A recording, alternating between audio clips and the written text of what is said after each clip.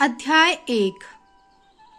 सुतीक्ष्ण ने अगस्त्य ऋषि से पूछा, हे ऋषि, मुझे मोक्ष के संबंध में जानकारी दें और बताएं कि कर्म और ज्ञान में से कौन मोक्ष की प्राप्ति में सहायक है।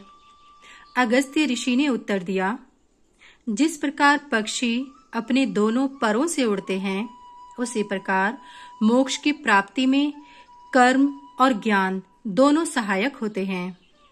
न अकेले कर्म ही मोक्ष की प्राप्ति में सहायक हो सकता है और न अकेले ज्ञान ही। सुनो, तुम्हारे प्रश्न के उत्तर में मैं तुम्हें एक कथा सुनाता हूँ। कारुण्य नामक एक धर्मनिष्ठ व्यक्ति था। उसके पिता का नाम अग्निवेश्य था।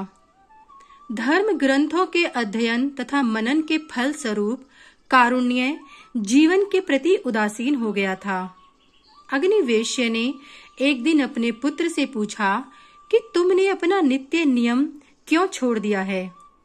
उत्तर में कारुण्य ने कहा, हमारे धर्म ग्रंथ एक बात तो ये कहते हैं कि शास्त्रों में उल्लिखित सभी कर्म करने चाहिए और साथ ही यह भी कहते हैं कि अमर पद प्राप्त करने के लिए सभी कर्मों का त्याग कर देना चाहिए। मेरे पिताजी, मेरे गुरुवर, मेरी समझ में नहीं आ रहा कि आखिर मैं क्या करूं। इतना कहकर कारुण्य चुप हो गया। अग्निवेश्य ने उत्तर दिया, मेरे बेटे, ध्यान से सुनो। मैं तुम्हें एक प्राचीन कथा सुनाता हूँ। उसके निष्कर्ष पर विचार करो और फिर जैसा तुम समझो वैसा करो। एक समय की बात है कि सुरुचि नामक अप्सरा हिमालय की एक चोटी पर बैठी थी। उसने देवताओं के राजा इंद्र के दूत को अपनी ओर आते हुए देखा।